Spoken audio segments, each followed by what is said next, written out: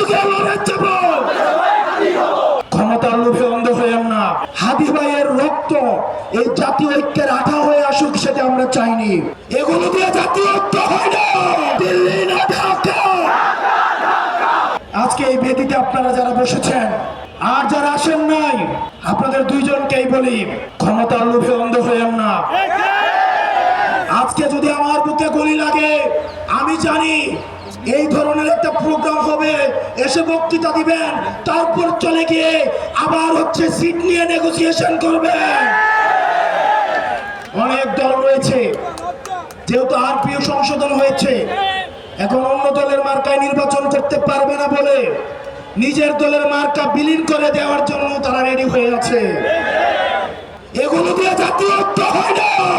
এসব জাতীয় ঐক্য এগুলো মেকি। আমাদের হাদি ভাইয়ের রক্ত এই জাতীয় ঐক্যের আঠা হয়ে আসুক, সেটা আমরা চাইনি।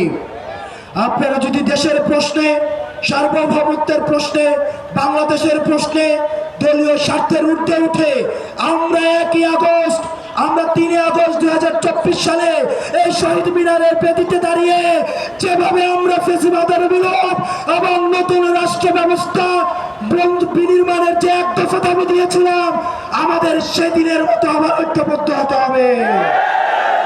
ইনকিলাব, ইনকিলাব, দিল্লি না ঢাকা, দিল্লি না ঢাকা, ইনকিলাব, ইনকিলাব, অপস্ত সংগ্রাম, দালালি না রাজপথ, দালালি না রাজপথ, অপস্ত সংগ্রাম।